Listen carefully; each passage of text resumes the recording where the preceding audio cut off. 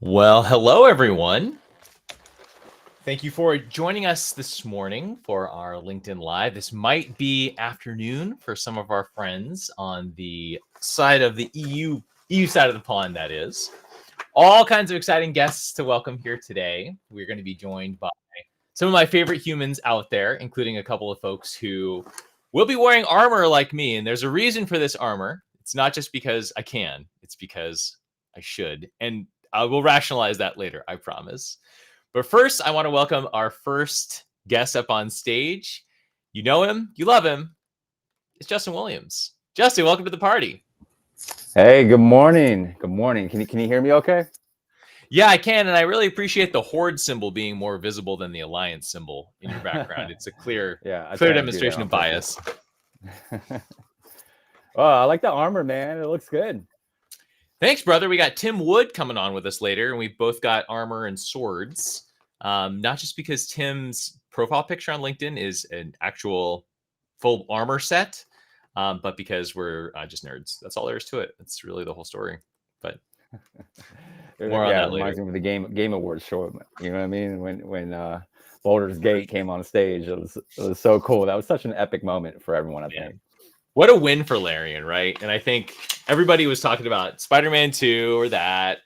And I'm so glad that Baldur's Gate walked out with it. That was amazing. Well, you know me, I was a Final Fantasy fan, so I was kind of disappointed that no Final Fantasy showed up. But it's okay. We got them next year. That's true. There's almost always going to be a Final Fantasy for us to see. Oh, look, we got Wendy. Wendy, hello, as always. So great to see you. We got Emma. We got Emma. Hey, Emma. Emma and Wendy both know you very well on LinkedIn. Our good friends. Yeah. You know, it's funny. Thank you, Wendy. I went to, the meetup group for all the layoffs, showing solidarity here last night. And it still amazes me when I'm just walking through and people come up and say, "Hey, how's it going?" And I'm just like, "Hey, I'm doing good." And they talk to me like they know me, and I'm just like so in shock, like, "Oh, who are you again?" And they're like, "I follow you on LinkedIn for like 3 years now." And I was like, "Oh, hi." So it's very humbling, and of course, honored when people come up to me, because I don't feel like I'm a celebrity at all, or I don't feel like that I deserve that kind of recognition, attention. But it is kind of cool when people come up to you and start talking to you. It's like, "How's your wife? How's your cats?" And I'm just like, wow, yeah, hey, you remember that. Well, if I could venture a guess, Justin, it's probably because you tend to share some really amazing stuff on LinkedIn, and I know that's how you and I actually really connected. And actually how I got connected with Games for Love was a post. I love telling the story, and people in the audience are like, "Cool, 12." It's like your uncle. Thanks again, Uncle John. The 14th time you told this story every Thanksgiving. But no, I found Games for Love, with whom I volunteer now and do so much awesome stuff because of a post from Justin. We've got some awesome folks too, though. I don't want to talk about myself, especially when we've got somebody like, Tim Wood here in the audience. Tim, hey, everyone. Chainmail? Tim?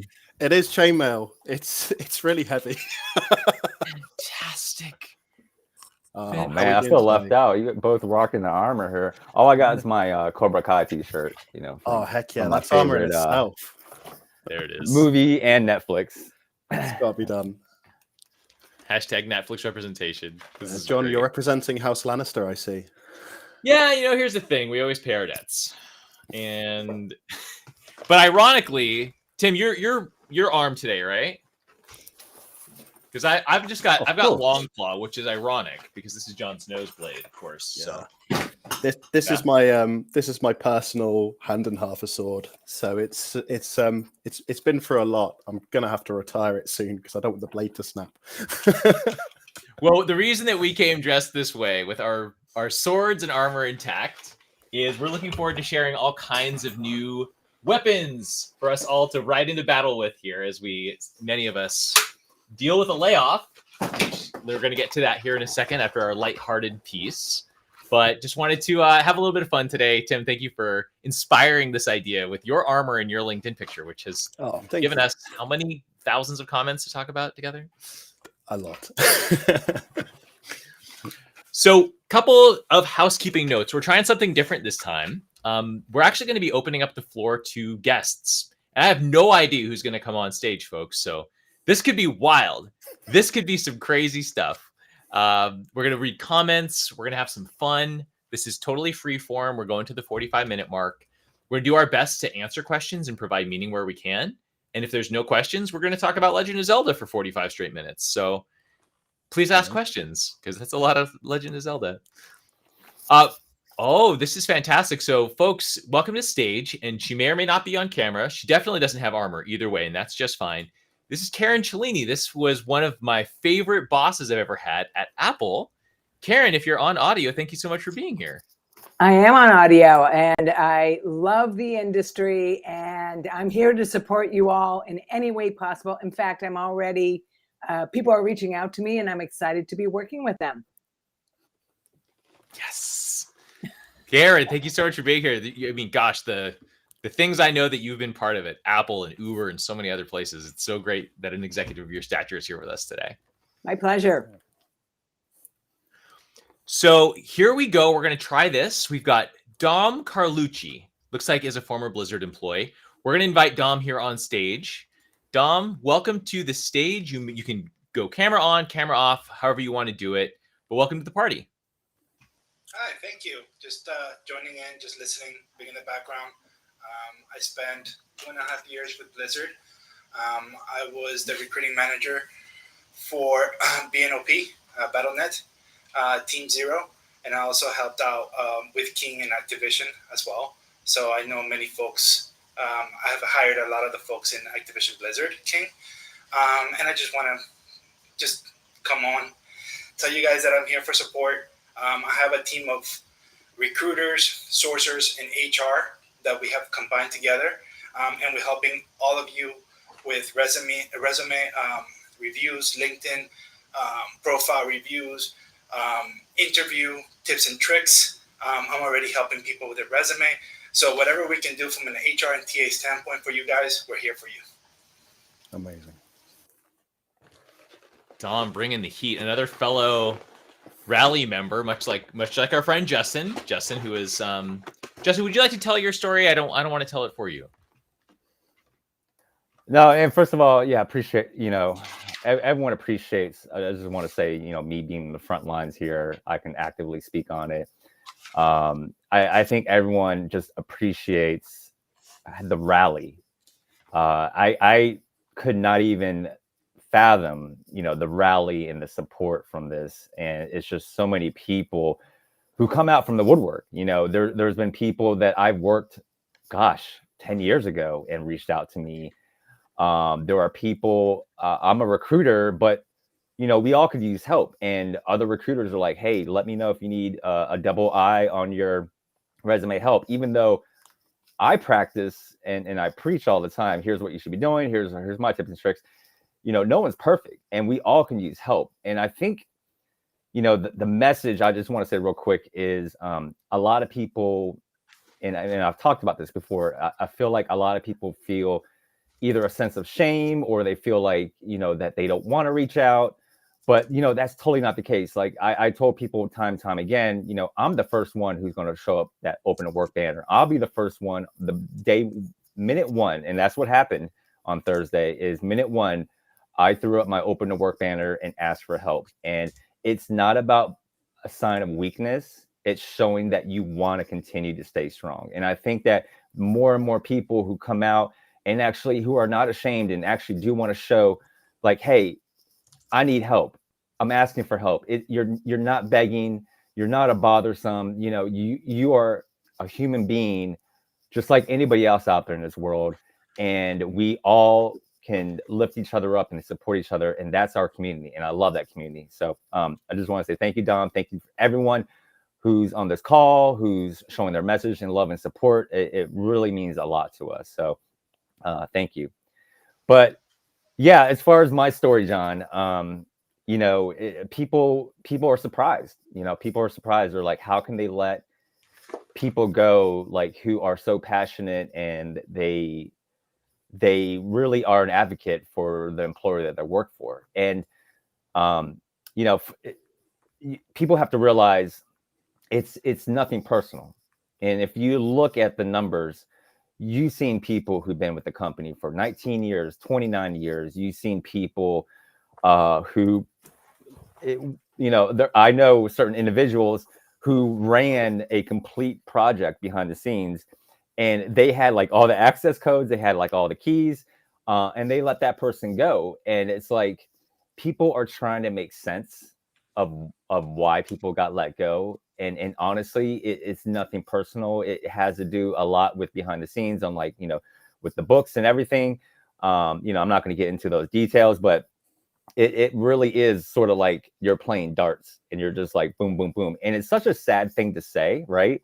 Where you want to make sense of it. You want to make sense. Like, well, I think because I didn't show up to work last week, they targeted me. No, absolutely not. It's nothing against you like that.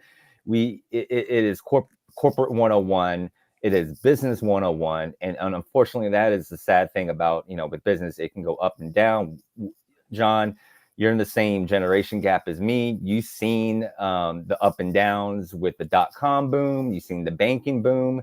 It's going to happen, right? But I want to say my favorite quote, and it's from Bruce Lee. It doesn't matter the type of situation that you're in. Your environment does not define you. So people associate me with Blizzard. People associate me with my environment as a recruiter. But, that's not the whole story behind the scene. The whole story is your individual contribution, what you do, how you respond after the effect, or how do you respond, not because of your environment, but how do you respond individually? And, as Bruce Lee, he was paralyzed and people said he couldn't walk, he couldn't do any movies anymore. And he didn't let that environment define him. He said, you know what? I don't care about the environment. I'm going to change my destiny. And people really look out for how you respond after a detrimental thing like this, or a dark thing that happens this way. There are people last year that I known from like major FANG companies who took 6 months because they were ashamed to ask for help. They were ashamed to, put on LinkedIn, I'm open for work. And trust me, I'm not here to bash those individuals. I'm not here to say anything negative, but what I am here to say is advice. It's like, you should not absolutely let that bring you down, and you really got to use it as your fire in your belly to say, you know what, I am a great person. I am a good person. I've done wonderful things. I will survive. I will continue on. And that's kind of the messages I've been seeing throughout all last week. And it's been amazing. Well, thank you for that, Justin. That was I think a Captain America worthy rallying speech. I think you could do this all day. And that was great. I mean, I'm highlighting comments, by the way. Quick side note for everybody. Anyone who's comes up on stage and is talking, I'm going to highlight comments that sort of have to do with what you're saying as we go. I just want to say that out loud in case it feels like I'm not asking you to address that. I'm just sort of highlighting. Think of it as like closed captions for what you're saying. But, as you were speaking, Justin, we saw a couple of really key points I'd love to highlight and thank a few folks for their input already. Darren Butler. Yes. Green Darren. banner works. Use it. Let's put a pin in that. I want to come back to this hot button issue because this is basically the ranch dressing or the pineapple on pizza of LinkedIn right now. And so I want to come back to it.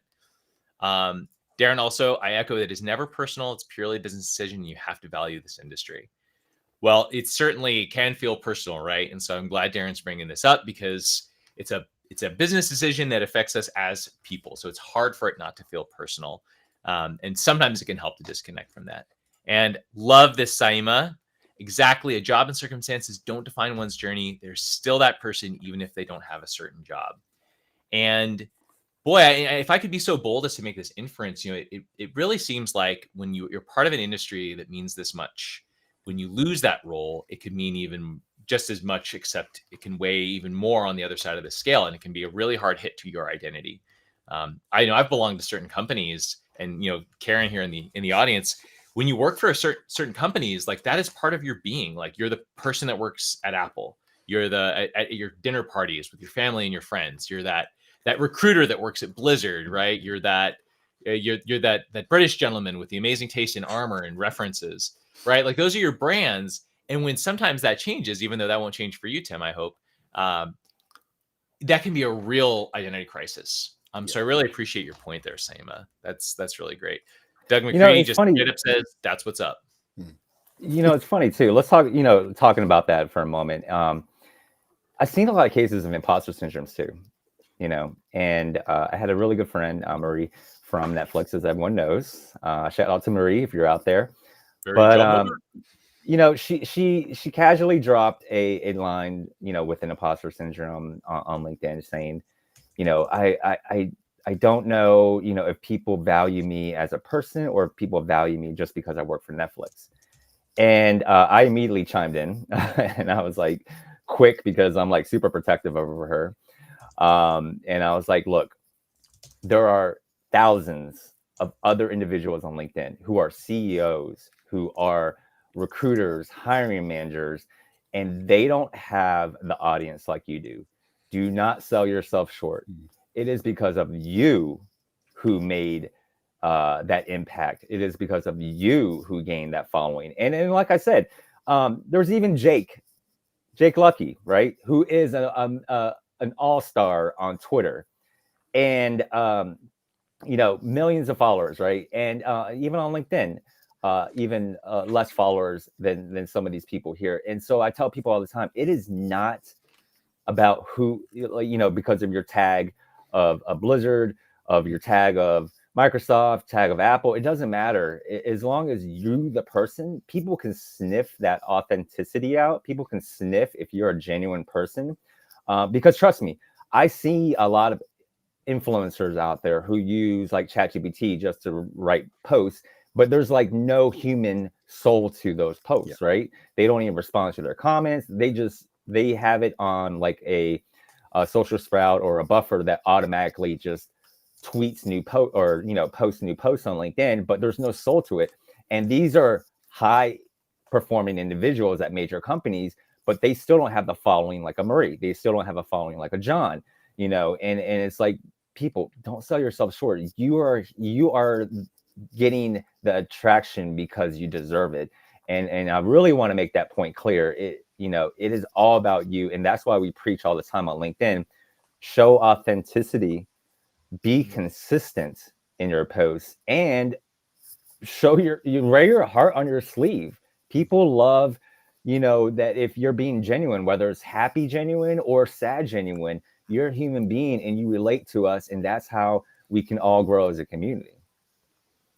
And also I want to jump onto that and say that it's okay to take time for yourself, not look for a job, not redo your LinkedIn, not do your resume, and kind of sit down with yourself and your feelings and understand that this happened to not just 1,900 of us in Blizzard, but 5,000 of us across different organizations. And the way that we're all supporting each other, even though, so we have a Slack channel where we're inviting all ABK and we're providing support. We have people that don't know about severance packages, about, how to navigate unemployment. And we have HR people, we have sourcers, we have TA, we have engineers, we have all types of people in this channel helping each other out. And I think that when we see something bad come out, something good come out of something bad, that's when the community comes together and is stronger than ever. And I think this is not going to kill us. It's definitely going to hurt us. We're all hurt. We're all crying.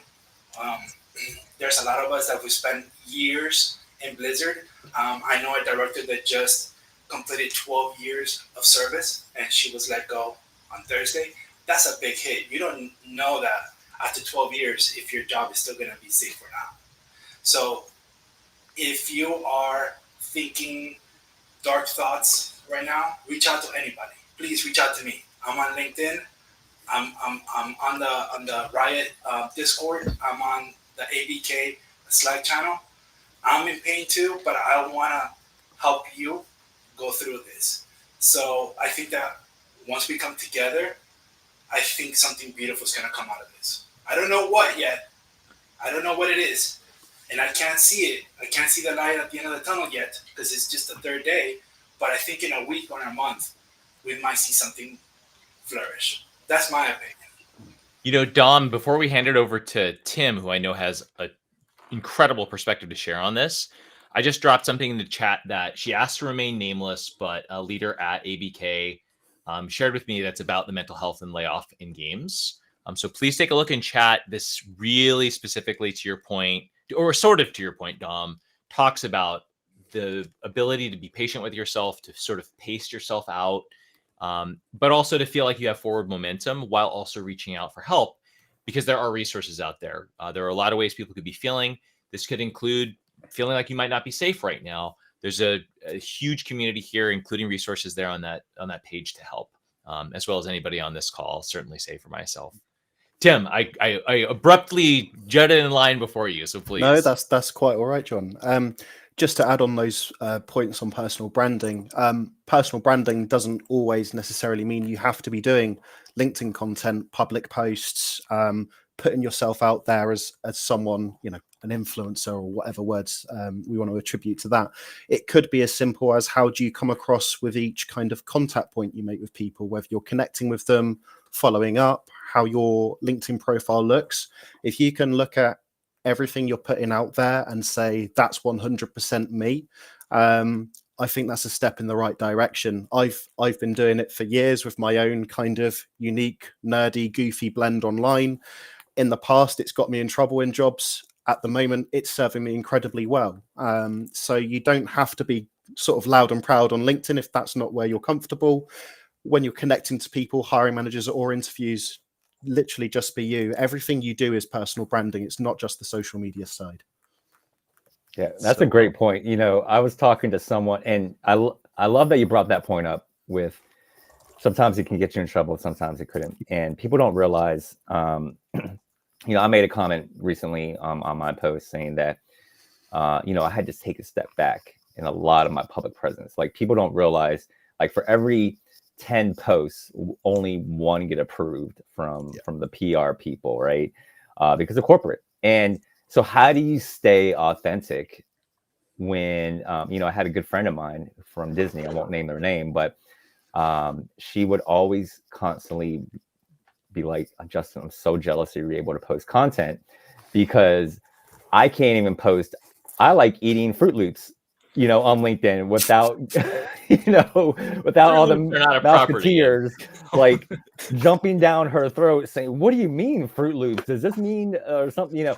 So I get it, right? I totally get it. There are a lot of companies out there who are super, super strict. But there are ways around it, right? Like you just mentioned, Dom, you know, you really got to just be authentic with yourself. You do much as you can by making sure your profile is up to date, even commenting, right? So they may monitor your posts, but then I like to call sidecar commenting. Sidecar commenting was really hot last year. It was invented by a whole bunch of, I don't like using influencers too, but content creators. It was invented by a whole bunch of content creators on how to game the LinkedIn system by getting more followers. And that is by commenting on high performing posts. So if a post had like, you know, 3,000 comments, if you comment on there like a blog post, you treat your comment like a blog post, people will recognize and see your comment, they will like it, and then they will follow you. You know, I made a great post about that where I commented on like a scientific like PhD study, totally not gaming, totally out of my realm and totally out of my comfort zone. But you know, I said my 2 cents. I made it like 6 paragraphs long. And I had all these PhD followers, these scientists following me, and I'm a gamer, right? And I'm like, oh, this is so cool. I just gained like 100 new followers. So you're absolutely right. Be creative. There are so many different ways. Do not let your circumstance, again, define you. If you work for Disney or if you work for a very strict company, find different ways. You can still be helpful out there. Well, so well said, Justin. It's like navigating understandably needed brand protection bureaucracy, right? Like I don't think any of us are throwing shade on any larger companies, especially ones that we might have worked for or might work for again one day. But yeah, there are ways to do that are true to us and true to the people who employ us often. Tim mentioned in chat, just as I want to highlight this, that he prefers the term Timfluencer. So if anyone wants to hashtag that, we may be able to get it trending. But I want to bounce over to Karen Cellini. For reference here, folks, Karen has been at the helm of hiring at Apple and Uber and several other significant contributors to the tech world through various phases of various economies. And so, Karen, you've seen more of this sea change than anybody else on this call. What thoughts do you have about current trends and sort of taking that 50,000-foot view on what's going on? Sure. Thank you. So I've been in the game industry myself, and I was very, very fortunate when I was in the game industry. So obviously, if you look at my profile on LinkedIn, I have the focus of my career has been in HR and obviously in talent and everything in that regard. But when I was in the gaming industry, key executive back when LucasArts was alive, I made a left turn and went into game development. I love game development. So when I hear everyone, and of course, so many of you all are now looking for a job at the exact same time. So it makes it a new challenge. And so I want to impart that this is now the new game project for yourself, and think of it that way instead of anything else. Because when you think of it, this is my new project, my new game that I am developing, which is my next career move. But if it's a game, your mindset is just different. And so when you say asking for help, I actually like to just kind of turn it just a tiny bit and call it, it's your game. And so what are you going to bring to your game? That same creativity that you bring every day doing the role that you do. And I know that some of you are not like myself, meaning I reach out. I am a talent acquisition executive. So, but turning it into the game is really, really valuable. And so asking for help, I just say, just connect with people. You never know where it's going to come from. And so that connection, reach, and they said, well, I haven't talked to this person in 10 years. So what? Just reach out. You never know where it's going to come from. I love to use myself as an example. Again, being a talent acquisition executive, there were times when I didn't have a job and it felt like crickets out there. And when it does that, I just have to walk away from the computer, go outside for a walk, because the universe is working, but it's working in its own time frame. And that's so important. Just, you got to kind of let those little nuggets, those golden nuggets that you're putting out there, let them do their thing. It's the universe is working and it will happen, but you just never know when, and you never know with who, but it is who you know. And even if you don't know that person, like many of you don't know me, but some of you reached out already, which is great, but I'm not the only person. It could be Tim, it could be anybody. Just reach out, because you never know where it's going to come from. So the challenge is, obviously there's an influx of you all now needing your next career move at the same time. So I just encourage you all to be creative. Because I've heard people say, I love this quote. I was helping somebody and they said, oh, I don't want to work there. And so I don't like that location. I say, you cannot turn down a job offer you don't have.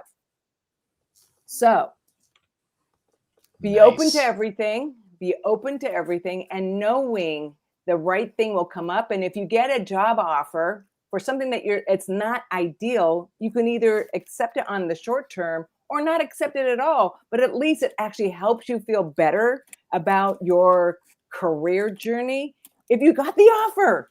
So that's one of the nuggets I would like to impart. That's so well said, Karen. Because, gosh, even if in that moment all you get is some awesome practice, right? Yes. Leading up to when that dream opportunity comes along. How sad is it when that dream opportunity comes along and you haven't had the practice, Right. know, you're Right. dusting off the armor before you're riding into battle instead of being fresh. Well, recruiting, recruiters in talent acquisition, we're taught always be interviewing, right? And like brain surgeons or medical professionals, they could have been a brain surgeon for 10 years, but if they were out of work for 6 months, I get, it is very hard for them to get another job at another hospital. It doesn't care how big, how small that hospital is, because they want that fresh practice. And so how do recruiters, most people don't realize this, so how do recruiters stay in their game? We're taught from day one. I came from the world's number one, most aggressive staffing agency in the world, which is Robert Half. That was my very first staffing job. But they're an all-star. They made countless of great principles out there. And the very first things that they teach you is always be practicing your interviews, whether you're interviewing with your family, whether you're doing practice interviews, as Karen mentioned.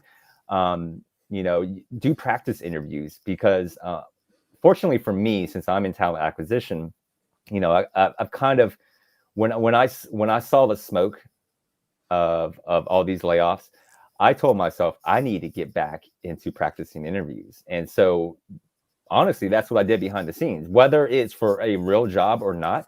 I was networking behind the scenes. I was interviewing, I was reaching out to people.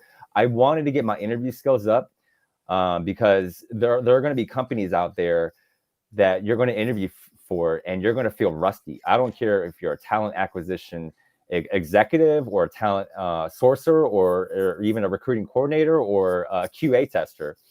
It's always good to practice your interview skills.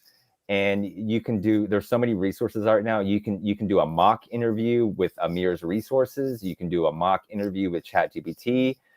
You don't have to do like real interviews, but that's definitely good advice, what you just said there, Karen. I agree. +1. So going to chat, and then I want to open it up and come back around, hopefully to give everybody in the audience like a thought point, or maybe even a tactical thing that you could consider doing right now. We're going to talk about the green open to work banner, because this is a very subjective thing.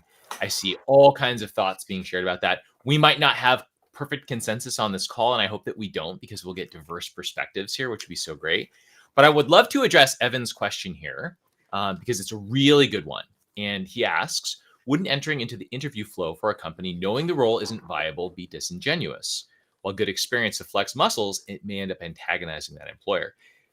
I'll speak on this one. Happy to. Evan, I completely agree with you. And I think that anything that you do when you enter into that thing with any sort of disingenuous intention, we're all terrible actors. People will figure us out faster than we can imagine. And if you do have that set of intentions, if you are interviewing with something, never, ever intending to accept it, well, then that probably is disingenuous. However, I'll say, having been laid off myself, maybe I'm interviewing for an organization that I don't have any interest in. It's like waste management.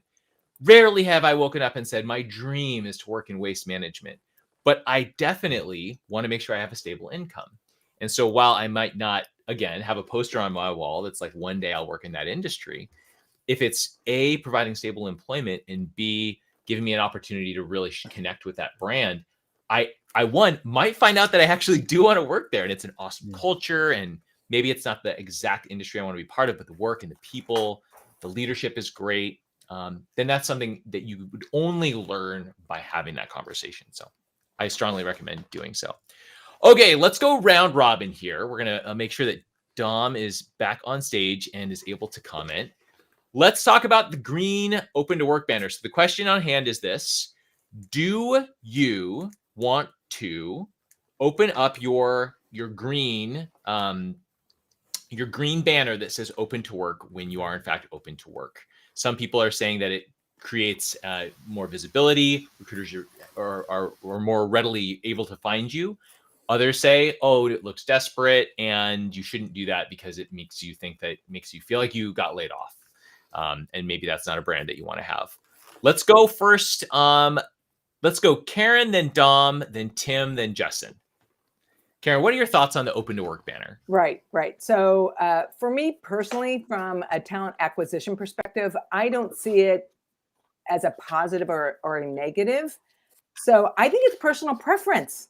if you feel comfortable putting that on your, headshot, go for it. If you don't, obviously a hiring manager, a recruiter can see by your profile whether you have a current job or not. So it's a personal preference, and that's it. I love that. Disarming all of this, right? This vitriol that's online about this. Dom, what are your thoughts? I agree, and I don't think that the message of you saying, "Hey, I'm looking for work," it's a letter on your chest that you need to wear as a badge of I don't know. You're announcing to the world, "Hey, I was one of the unfortunates that lost my job, and I was really, really good at it, and I got really good at it, and I made so many connections. Please help me find another job because I'm that good," right? That's what I think. I don't think you should be ashamed that you lost your job. All 5,000 of us that we've lost our jobs in the last few months, we didn't do anything wrong. We did everything that we're supposed to do. We took those companies from 0 to 100, and we made those gains. We made those connections. We made those impacts. Not the CEOs, not the CFOs, not the C-suite. We did that. So put that badge of honor on your LinkedIn. Say that you were proud to work at Riot, at APAC, at Microsoft, and say that you're looking for a new job and that they will be lucky to have you. That's my take on it. Well said, Dom. Man, I love that message of like, it was us, right? Our hands did this. That is so awesome. Tim, what are your thoughts? Timfluencer. You want to influence this conversation? God, what have I done? No, I come from an internal background and I'm now a recruitment agent. So for me, the open to work banner is super useful to see which candidates are actually looking for a new job or are open to work. I've seen a lot of opinions online where people are saying they don't like the open to work banner because it reeks of desperation, or the people that don't like the open to work banner think that those people are like rubbish. And I don't think that's true. I think, LinkedIn or any form of networking site's purpose is to network and obtain a new job. So use it for the purpose that it's intended for. There is nothing wrong to say that you're open to work, whether you've been laid off recently, far enough down in the past where people consider it old news, or if you're just unhappy where you are and want something else. I commented on a post recently today where I just said it, if people are going to screen you out because you have an open to work banner, it's probably a good way to avoid a company that makes assumptions in their job selection process. Well said, Tim. J-Dubs, you want to bring us home on this one? What do you think? Yeah, happy to. I think everyone made great points here, and again, I'm speaking, as someone doing this now. So it's kind of funny. I kind of made a comment about the open to work banner here this morning, and I changed my colors. So I think the thing is this, it doesn't matter whether you change the colors. It doesn't matter if you have it on or not.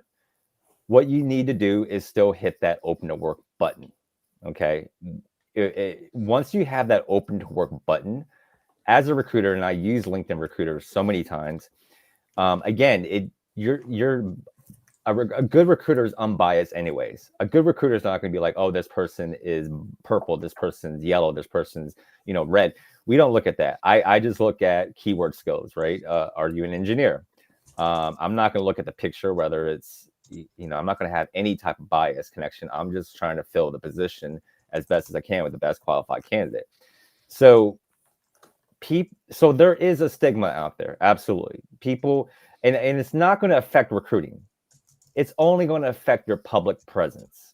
Okay. There are going to be people out there with, unfortunately, bias. We've seen CEOs made these comments, ridiculous posts saying that if I see someone with a green banner, I'm automatically looking the other way. That's on them, right? Because it's a public presence. People are commenting. So what you're doing is when you're commenting, when you're making posts, you are showing that green banner. And some people will be like, I'm not going to care what this person says because they don't have a job. So they're not a subject matter expert. They're trying to associate those two things. But when it comes to recruiting, and this is why I say, if you choose to bring on the green banner or not, the one thing you should always do is hit that open to work button. That open to work button will notify recruiters. They will get a notification saying that Tim is open to work. And again, they're not really looking at the picture, because we're trained not to look at whether you're a female, male, how old you are. Good recruiters are trained that way. And so we'll just see a notification, oh, Tim's open to work. Honestly, we don't even see the green banner on LinkedIn Recruiter. You know what I mean? We're looking at keywords. We're looking at past experience. We're looking at resumes. So the only thing that will pop up new is, ding, Tim is looking for open to work. Now, if he chose not to hit that button, then the recruiter is going to be trained, okay, this person is passively, I got to think of creative ways on how to hit them up. Maybe I'll join it for coffee or something like that, you know. But so that's where the main difference is. And I don't think people who are not in the business of talent acquisition don't realize that. They just think it's like some magical thing that, you know, the green banner will affect recruiters recruiting on the back end. And like Karen mentioned, no, it doesn't. You know, what it does do, though, is it will send that system notification to recruiters saying that you open to work. Because there's actually a column that you can click on candidates who currently have a job, and then there's another column that says candidates that are open and actively looking. And a good recruiter will always check that column, who are open and actively looking. Why? Because they're the most easy person to talk to. They're the most willing. They will return our phone calls, right? It's funny, in the talent acquisition world, we always make jokes like, you know, someone who's been at a company for 30 years will take 1 year to return our phone call. But you know what I mean? So a good recruiter is going to take advantage of that open to work banner and use that as a preference. So for those people who are not turning on their open to work banner, I encourage you to definitely turn it on. Whether you do like me, which is I'm doing the blue and yellow colors to support my wife, who's from Ukraine. It still shows open to work. It's plain as day, bold letters, open to work. I'm not ashamed to say that, but my open to work button is turned on, and I just chose to change the colors. I love how this is all so personal to everyone's situation, right? And I think that's also, we can also apply that same logic to, we have Wendy's question about maybe considering going to school, taking courses in the meantime. We have a really awesome response to that from Darren in chat to just sort of summarize. Essentially, it's all about sort of your personal choices, if you have the resources, if this is the right time for you to consider a school program. But ultimately, it's your claimables that are on your resume that typically are what people are going to look toward, especially if you're mid or later career. So if going to a school program would preclude you from creating more of those, it may not be in your best interest to do so. But again, it's completely personal. I also want to call out a really specific tactical, like here's something for everybody to consider. I was talking with Camille Gramowski last week, and if anybody doesn't already follow Camille Gramowski, that's C-A-M-I-L-E Gramowski. There's no other name like it. You're going to find it very easily. She's out of Green Bay, much like our friend Ben Cavallo in Midwest Games. But Camille, she is known as the sort of clicky person, which means here's exactly what to actually do to influence your trajectory. Not as much big strategy, more here are like the buttons that you're supposed to push. And Camille shared with me the number one thing that she sees right now as an incredibly seasoned recruiter is people are not updating their open to work locations correctly. And it's so basic that we forget about it. And I actually looked at my own while I was talking to her and found one of them was wrong. So if you aren't indicating where you can actually work and you don't have remote clicked as the country, so remote USA, remote wherever you happen to live, it's likely that people wouldn't find you even if they had a remote role. So definitely worth going in, taking 30 seconds to brush up on that. And also follow Camille because she makes amazing posts.